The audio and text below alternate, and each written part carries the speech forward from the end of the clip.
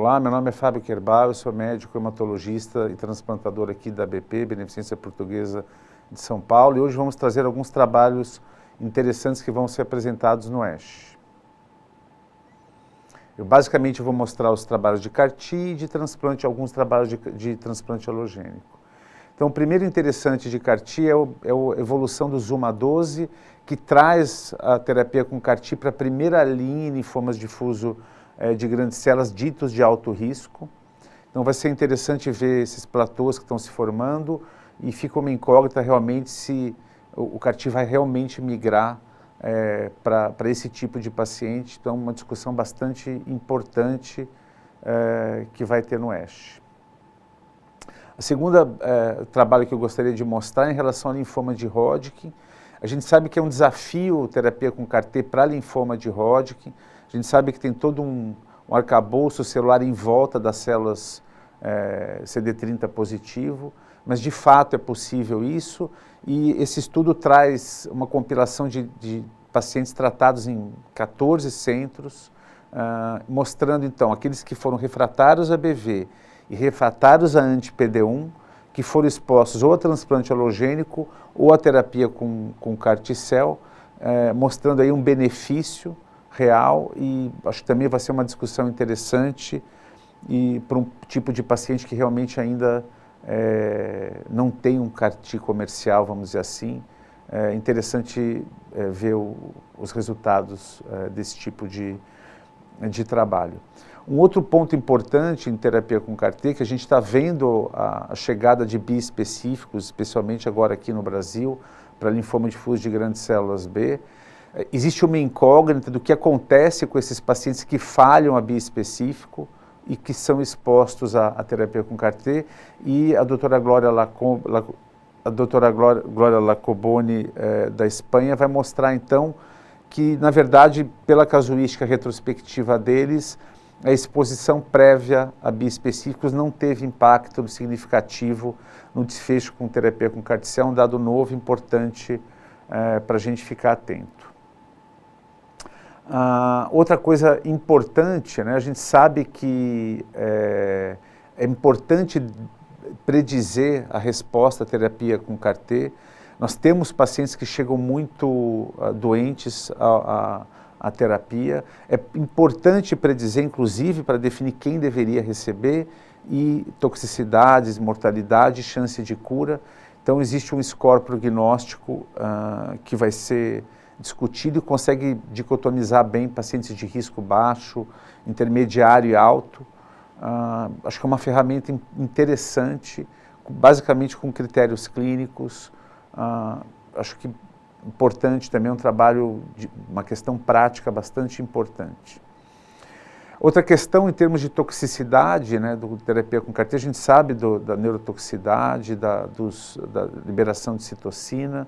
e o real impacto disso ainda é muito discutido. A terapia mudou muito, e hoje a gente usa terapia até profilática ou intervenção muito precoce, e a pergunta é se o CRS e a neurotoxicidade têm impacto de fato, e esse trabalho vai mostrar que sim, com parâmetros clínicos também relativamente simples, então DHL, pacientes mais idosos, com baixa performance status, e dependendo do construto, a incidência e o real impacto da mortalidade relacionado a essas toxicidades. Então também um trabalho importante, e já fazendo um gancho aqui embaixo, né, o trabalho mostrando a profilaxia com anakinra para prevenir neurotoxicidade em pacientes com terapia com CAR-T, um estudo inicial, mas interessante também, uma abordagem interessante. E por fim, em relação à toxicidade, a gente sabe também que os pacientes padecem depois do CAR-T, eventualmente por citopenias e infecções. É possível predizer isso. Existem grupos, né, cooperativos que fazem também scores, e existe um novo score de graduação desenvolvido pelo IRA e EBMT, e também vai ser interessante a gente poder entender um pouco e predizer toxicidade hematológica e eventualmente diminuir toxicidade a médio e longo prazo desses pacientes. Bom, uma série de estudos de mundo de vida real, de mundo real, então eu não vou discorrer um por um aqui, vai ser interessante depois do ASH saber de fato que esses grupos vão nos mostrar, mas aqui entra desde pacientes com LLA, com linfoma, mieloma, linfoma de célula do manto, então uma série de estudos de vida real que eu acho que também vamos ter que ficar atentos e poder realmente saber o que está acontecendo no mundo, independente de trials clínicos, né? Especificamente mieloma, vai ser interessante também, não trouxe com detalhes aqui, mas a gente vê que tem vários novos construtos, CAR-Ts inclusive que não usam o anti-BCMA, que pacientes já previamente expostos e que conseguem com novos construtos chances de resposta relativamente altas. Então, tem uma série de trabalhos em mieloma que também vai ser interessante a gente trazer depois os desfechos deles, as discussões, porque eu acho que vem uma nova era aí realmente de terapia com CAR-T para pacientes com mieloma múltiplo. Bom, agora mudando um pouquinho para transplante alogênico, a gente sabe que não é um congresso específico de transplante, mas todo ano há trabalhos importantes e que pelo menos corroboram com dados já existentes ou até questões bastante novas. Um dado importante, eu acho um trabalho interessante que a gente vai poder observar, trabalho do grupo da Alemanha, que compara então o doador HLA idêntico aparentado acima de 55 anos com HLA idêntico não aparentado abaixo de 35 anos. A gente sabe que provavelmente tem um benefício em doadores mais novos e esse trabalho mostra que de fato um doador não aparentado mais novo é melhor do que um aparentado mais velho, com dados de idade bem definidos, trabalho bastante importante na nossa prática clínica. Uma outra questão em aplasia, a gente tem novos dados, relativamente novos, inclusive do pessoal da Hopkins, mostrando que haploidêntico, com o protocolo da Hopkins, com aumento da TBI e ATG, você consegue um desfecho muito bom em anemia plástica para aqueles pacientes que não têm um doador HLA idêntico. E o EBMT mostra que ainda, em dados retrospectivos do EBMT, usar um doador alternativo não aparentado, e até com mismatch, com PTSI, com ciclofosfamida pós, possivelmente é melhor do que o haploidêntico familiar. Dado importante, discussão deve gerar discussões interessantes, são mais de 1.600 pacientes nesse estudo, então bastante interessante a gente vir depois do ASH e ver realmente quais foram os dados e os comentários desse estudo. Outra coisa importante, trabalho do EBMT também, em relação a idosos e o desfecho de idosos ao longo das décadas. Um dado que a gente já conhece, sabe que ao longo do tempo o desfecho em idosos melhorou muito, mas aqui é provado, vamos dizer, cientificamente, com dados retrospectivos de registro, e vamos entender um pouquinho por que melhorou tanto, se foi regime de condicionamento, se foi suporte. Então são dados interessantes e aquilo, né? Mantendo a possibilidade de tratamento em pacientes com idade acima de 60, 65 anos. Outra questão interessante é pacientes com mielodisplasia, aqui também dados do EBMT, não aparentado, o que é melhor, ATG ou ciclofosfamida pós-transplante, e aqui uma discussão que eventualmente o PTSI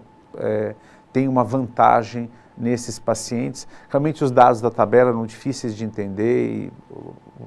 então a gente vai poder saber no pós-ASH o desfecho real desse trabalho, mas comparando a TG e PTSI em SMD.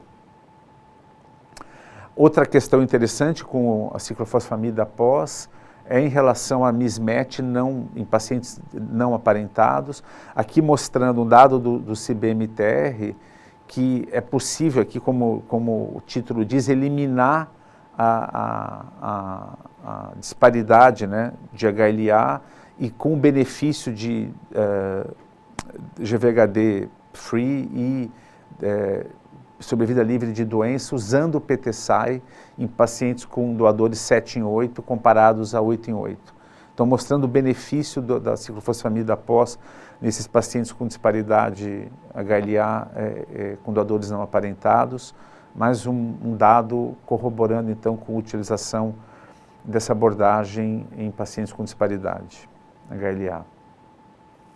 Uma outra coisa interessante que vem apresentando já de alguns anos para cá, vários estudos, o ASH passado teve, esse também vai aparecer um trabalho oral com 110 pacientes que iniciam imunossupressão no haploidêntico, na plataforma ciclopós, antes,